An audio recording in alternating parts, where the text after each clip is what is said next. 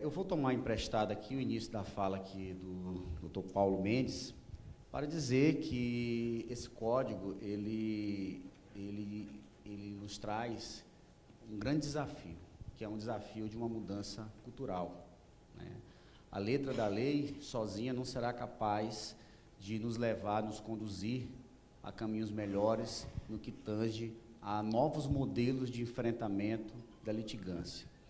E o código, ele faz uma aposta, esse novo código faz uma aposta extremamente ousada no que tange a essa percepção do modo de enfrentamento da litigância no direito brasileiro, ao apostar na criação de um modelo de precedentes que, como todos nós sabemos, a sistemática dos precedentes vinculantes, elas surgiram a partir de aspectos culturais e não de imposição legislativa.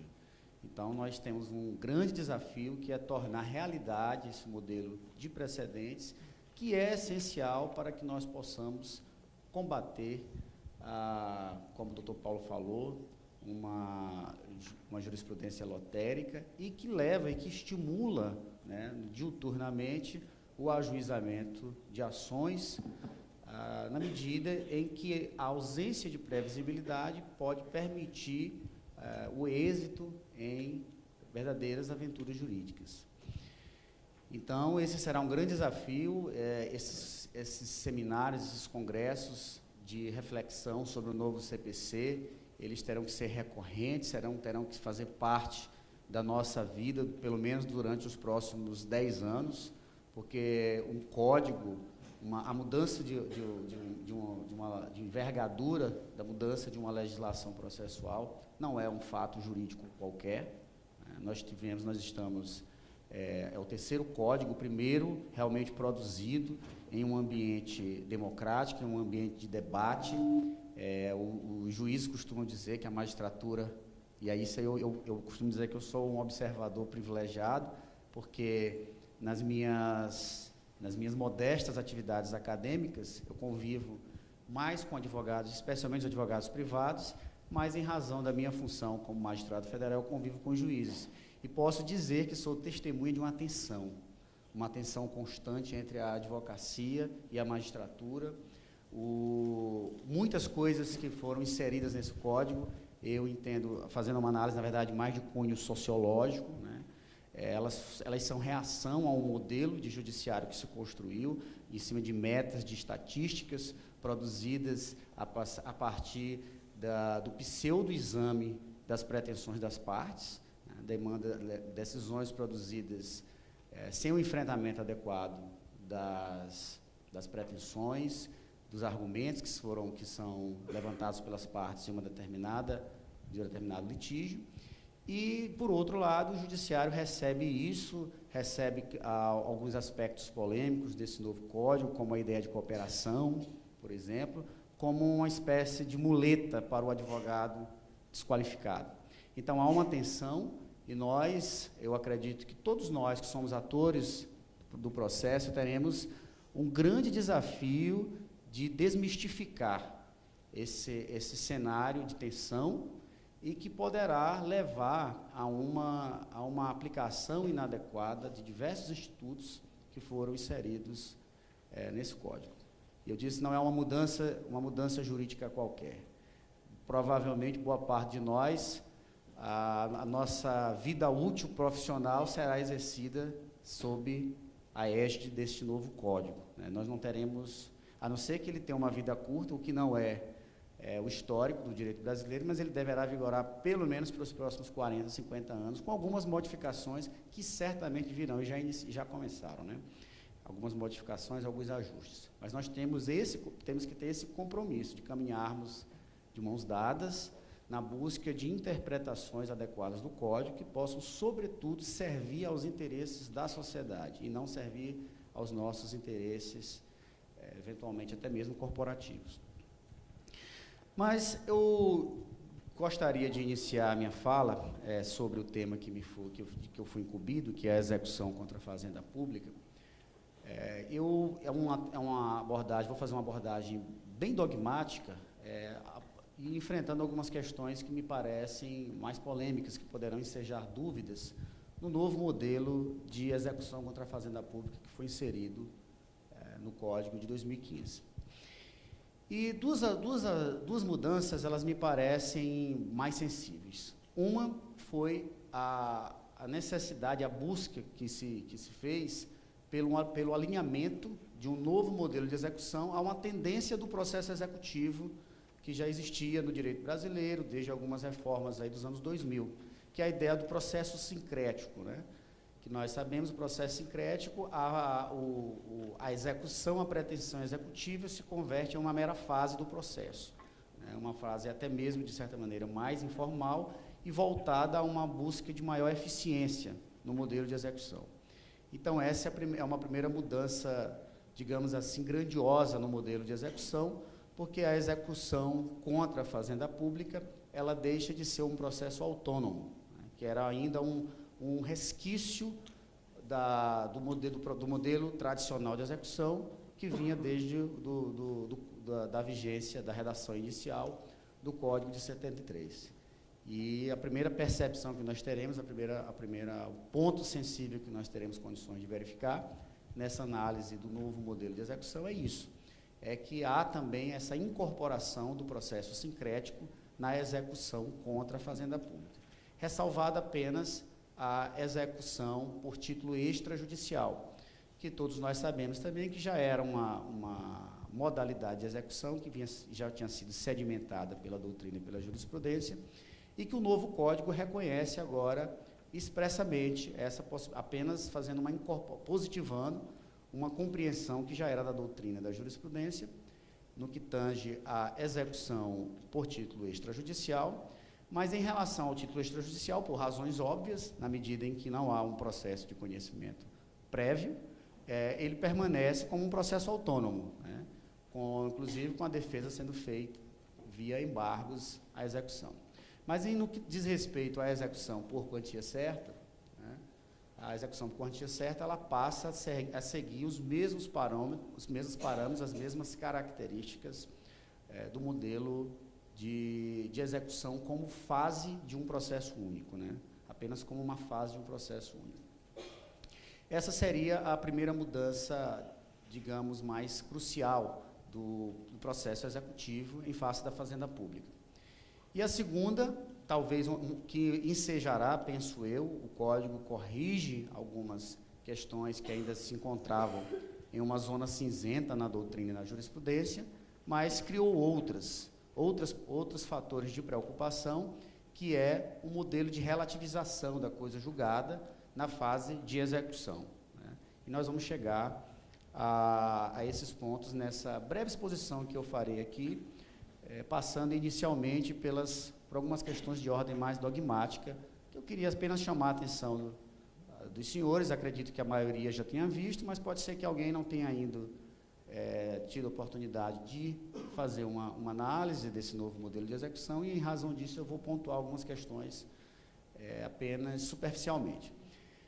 Primeiro, o Código, no artigo 534, ao prever essa nova modalidade de execução como uma fase do processo de conhecimento, uma fase posterior ao processo, à fase de conhecimento, ele exige, ao falar da memória discriminada, né, que é a memória de cálculo discriminada que deve instruir o processo de execução, ele desce algumas minúcias que não existiam na legislação anterior, mas de maneira a permitir uma melhor defesa. Ele cria um ônus, né, para o exequente e, de certo modo, isso vai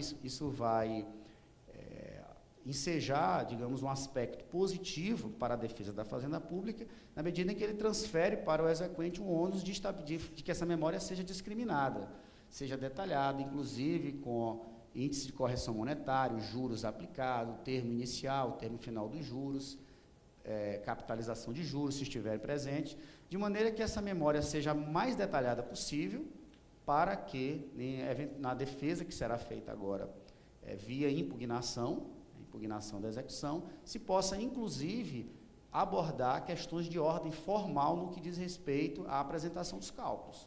Não apenas discutir o excesso de execução, mas discutir, inclusive, que a forma como foram apresentados os cálculos não atende ao ônus estabelecido no artigo 534. Né? Então, passa a ser uma questão até de ordem também formal, não apenas discutir o excesso de execução, mas discutir como se chegou, o iter percorrido para se chegar àquela conta, né, no processo de execução contra a Fazenda Pública. Então, essa é uma mudança que ela me parece bastante positiva, né, no que tange à defesa que é realizada pela advocacia pública nessa modalidade de processo. Um outro ponto também que há uma mudança, penso eu, também positiva, é essa que está no parágrafo 1º do artigo 534, quando o Código diz que, havendo pluralidade de exequentes, cada um deve apresentar o seu próprio demonstrativo. Né? O demonstrativo, então, nas ações, especialmente em ações coletivas, em casos de interesse individual homogêneo, na fase de execução, os demonstrativos devem ser individualizados exatamente para que se possa verificar, em casos de servidores públicos, que eu acho que é a situação mais recorrente, que os senhores poderão se deparar, para que se possa realmente analisar a situação funcional, né, a situação individual de cada exequente em relação a créditos que eventualmente possuam. Né.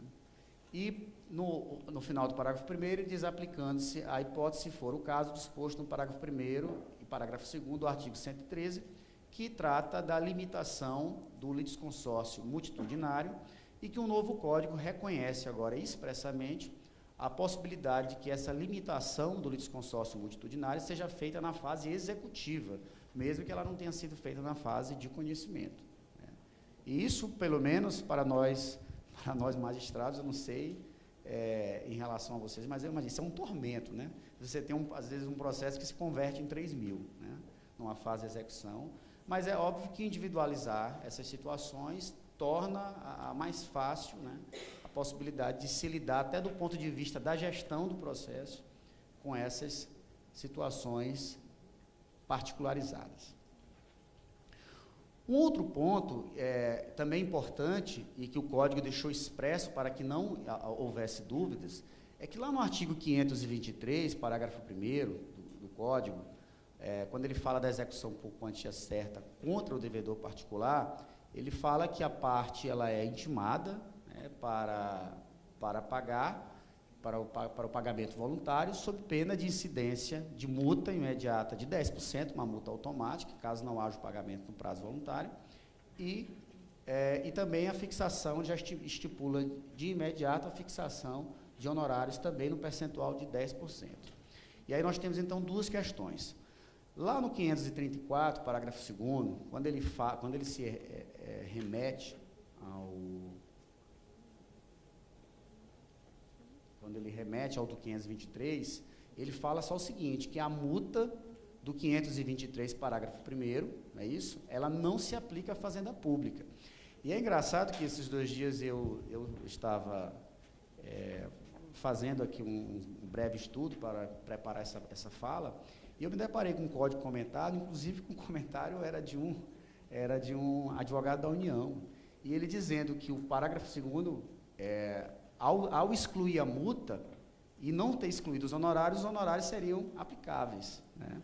Os honorários seriam aplicáveis ao caso dentro do prazo que após a intimação da Fazenda Pública, se não houvesse o pagamento voluntário, haveria fixação de honorários. Ora, o problema é que a Fazenda Pública não está sujeita a um pagamento voluntário, não existe uma possibilidade de pagamento voluntário. Você, como procurador da Fazenda, o advogado da União, não tem como chegar lá, não, de fato, aqui eu vou depositar aqui, a parte pleiteia R$100.000 na execução e eu vou depositar os R$100.000, porque nós estamos sujeitos ao regime constitucional dos precatórios. Então, não existe pagamento voluntário realizado pela Fazenda Pública. Então, até por uma questão de interpretação sistêmica, não há como incidir também a hipótese de honorários, daqueles honorários automáticos, ultrapassado o prazo de pagamento voluntário, na medida em que a Fazenda Pública não está sujeita, né, a possibilidade, não há a faculdade de realizar o pagamento voluntário, nem que o chefe do Executivo autorizasse. Né, ele não tem como fazer, né, sob pena de violar a Constituição Federal, né, que criou um regime de pagamento especial, um regime próprio de pagamento para dos passivos da Fazenda Pública. E, na verdade, o artigo 85, parágrafo 7º, lá quando trata do regime de honorários, ele ratifica o que eu estou dizendo, porque ele diz que não há essa incidência automática, que esses honorários de 10%, que seriam automáticos após o prazo para pagamento voluntário, ele não incide no caso das demandas em face da Fazenda Pública, desde que não tenha sido impugnada, né? Desde que não tenha havido impugnação. Então, é lógico que aí, como o doutor Paulo falou aqui sobre a questão da causalidade, obviamente que se o procurador opta pela impugnação, aí sim ele pode submeter a Fazenda Pública ao risco da incidência desses honorários, né? Então, esse regime de fixação de honorários, ele deve ser levado em consideração, inclusive quando há esses movimentos processuais, né, de interposição de recurso, de impugnação, porque uma impugnação que é feita com caráter, que venha a ser feita com caráter meramente procrastinatório, ela poderá gerar um novo ônus para a Fazenda Pública, né? Então, obviamente que isso tudo, eu acredito que isso, de certo modo, facilita a atividade da Fazenda Pública, da advocacia pública, porque, às vezes, o procurador está vinculado, né, a determinados procedimentos, não há uma margem, o procurador que está na ponta, que atua ali realmente no processo, não tem, às vezes, uma margem de liberdade para algumas situações de conciliação. Aqui mesmo na Justiça Federal aqui de Brasília, logo após a vigência do novo CPC, os juízes receberam ofícios acho que foi da AGU, ofício dizendo que nos processos da AGU não era para designar audiência de conciliação inaugural, porque não há autorização para fazer acordo, né? Então, seria, de certo modo, essa é uma crítica que eu faço, porque o Código teve um prazo de vacatio legis de 1 ano, então aí, se a Fazenda Pública não se preparou durante 1 ano, não pensou em situações que poderiam ensejar uma conciliação, é óbvio que o que ocorre na prática é a negação, né, do sistema que foi previsto pelo novo CPC. Se optou por um caminho, digamos, mais confortável, que é o dizer, não há previsão para se fazer acordo, né? Óbvio que o procurador que atua no processo, ele não tem responsabilidade sobre isso, né? É uma questão é uma decisão política, na verdade, né? Uma decisão muito mais de ordem política e que, de certo modo, gera o esvaziamento de um dos eixos fundamentais do novo Código, que é o sistema de multiportas, né? O sistema de conciliação. E que ele precisa avançar, né? Às vezes, as pessoas me perguntam o que eu penso se realmente nós teremos uma nova cultura de conciliação. Na verdade, eu acho que a maior experiência que todos nós conhecemos é a experiência dos juizados especiais federais, né? Qual era o sistema de conciliação que a União possuía antes dos juizados especiais federais? Praticamente nenhum, né? E hoje nós temos aí, principalmente, nas demandas do INSS, em algumas localidades, os acordos chegam a 80% dos processos. Então, eu acho que nós vamos avançar sim, mas é preciso que haja um passo inicial, né? Pois bem, então, esses movimentos processuais, essas decisões que o procurador toma, no que diz respeito à interposição de um recurso, no que diz respeito à impugnação agora, elas têm que ser tomadas levando em consideração, inclusive, esse risco, né, de haver um novo ônus financeiro para a Fazenda Pública, na medida em que, uma vez que tenha sido impugnado, se a impugnação vier a ser rejeitada, obviamente que haverá incidência aí desses honorários de 10%. Pois bem, o 535 trata da defesa, né, já da defesa da Fazenda Pública. E a defesa ela passa a ser feita por impugnação e não mais por embargos, na medida em que, como nós falamos, se trata de um modelo de processo sincrético, e na medida em que é feita a defesa é feita via impugnação, obviamente que essa impugnação ela não está submetida a todos aqueles requisitos formais rigorosos do artigo 319, que trata da petição inicial, né? A impugnação pode ser feita através de uma petição mais simples, né? Um ponto que me parece também importante um avanço também do novo código é definir o que é intimação pessoal, né? Isso daí, durante muitos anos, foi um debate na Justiça Federal, no caso das subseções judiciárias, havia uma tensão entre a Procuradoria da Fazenda e os juízes, se a Fazenda tem que ir buscar o processo, se o juiz manda pelo correio, o que era intimação. Tinha juiz que dizia assim, não, eu mando um ofício dizendo que os autos estão disponíveis, para mim isso é intimação pessoal. E havia alguns procuradores defendendo, não, mas isso não é intimação pessoal, intimação pessoal tem que ser por carga. E o Código, de certo modo, ele encerra essa celeuma, lá no artigo 183, parágrafo 1º, ao dizer que a intimação, ela se dá por carga, remessa ao meio eletrônico, no caso de autos eletrônicos, né? No caso de autos eletrônicos, basta até o e-mail poderá ser utilizado como mecanismo de intimação. Autos físicos, que a tendência é serem extintos, mas ainda há algumas localidades que se usa autos físicos. Aqui na primeira região ainda está na Idade Média. O PJE avançou muito pouco aqui na primeira região ainda, em razão de se tratar de uma dimensão, de uma região continental, com localidades de difícil acesso.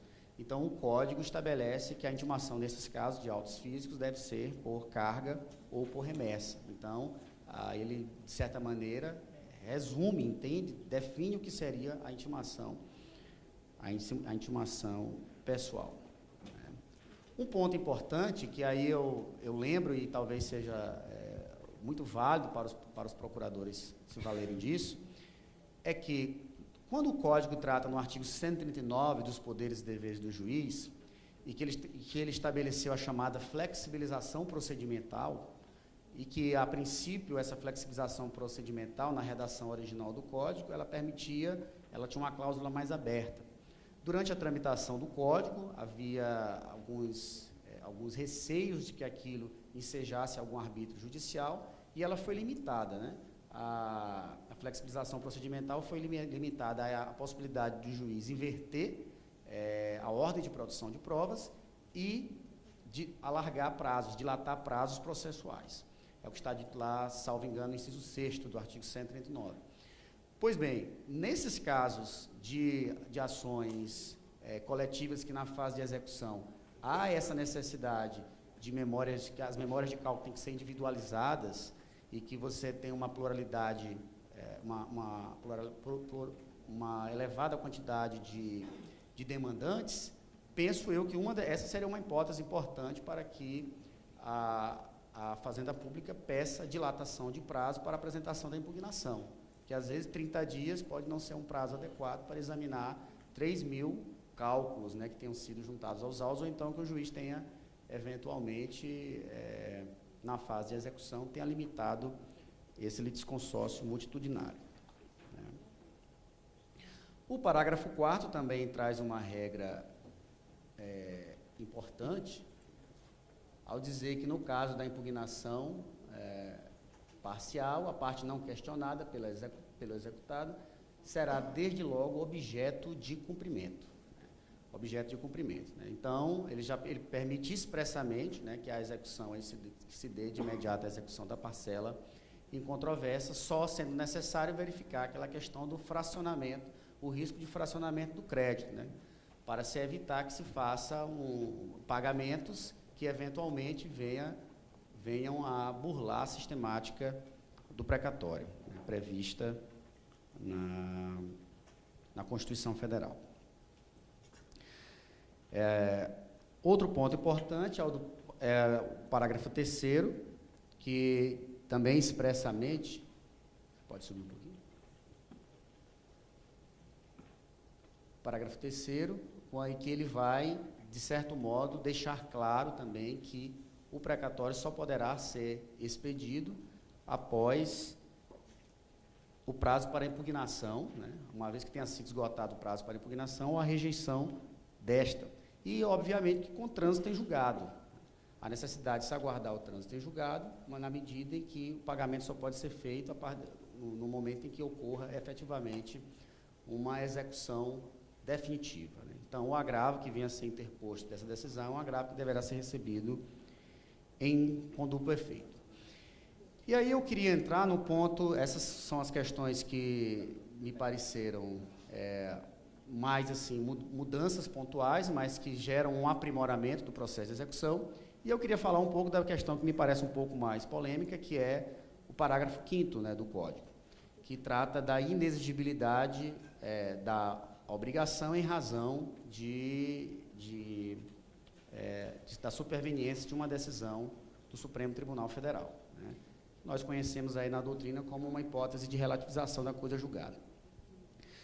A primeira questão é que o legislador tentou dirimir algumas polêmicas que ainda transitavam no âmbito da doutrina e da jurisprudência.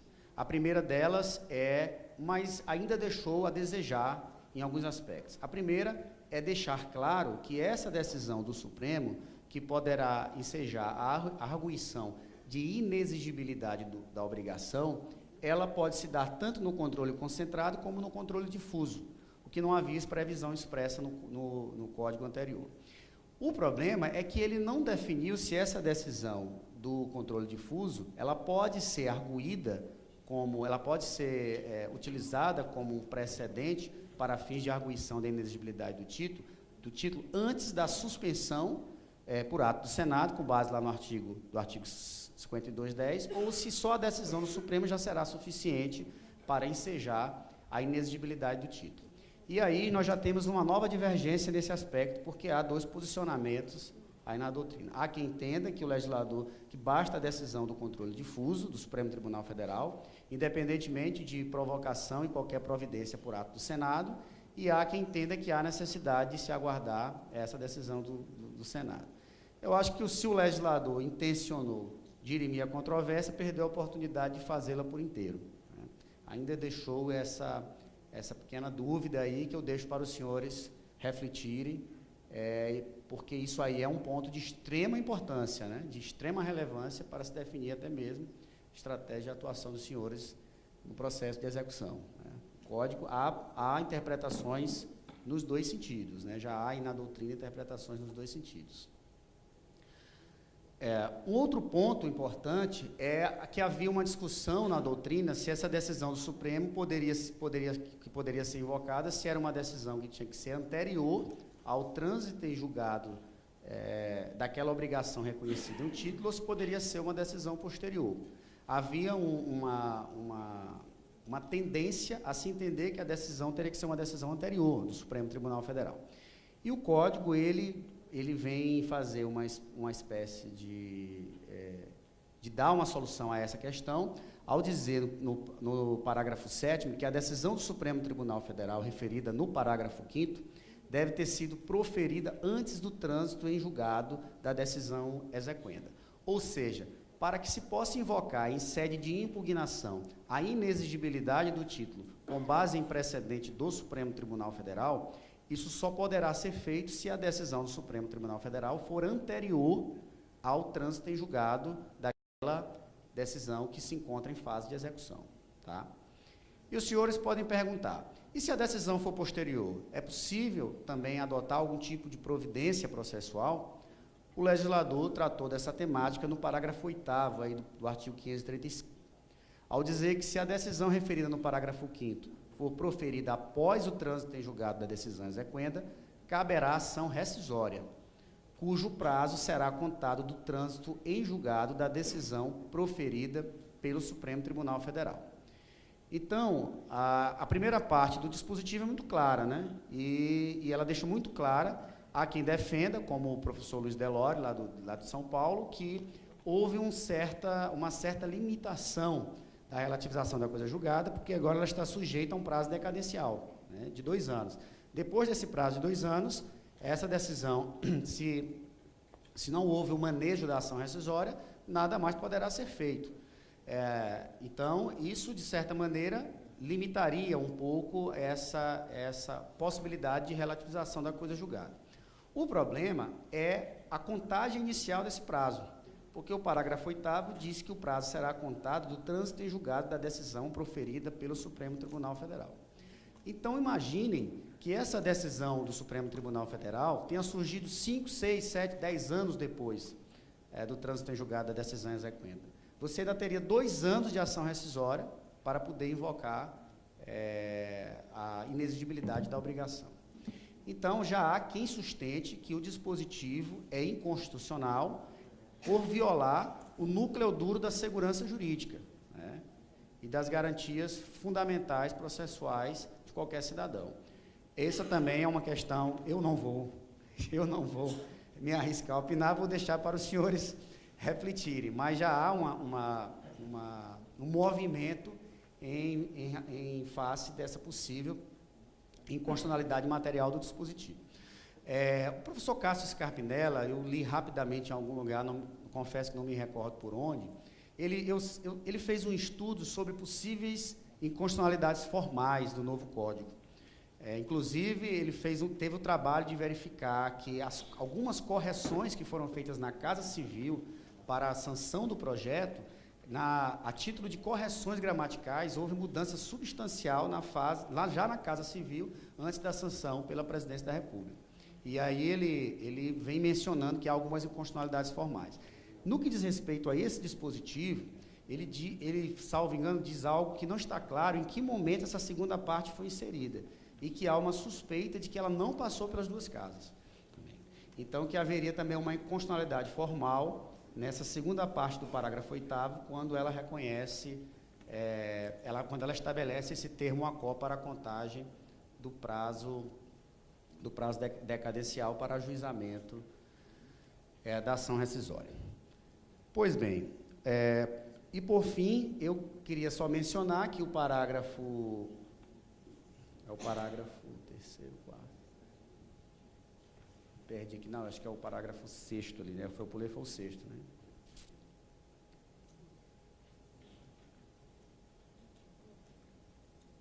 Era o parágrafo 6º, que eu queria só mencionar que também no caso do parágrafo 5º,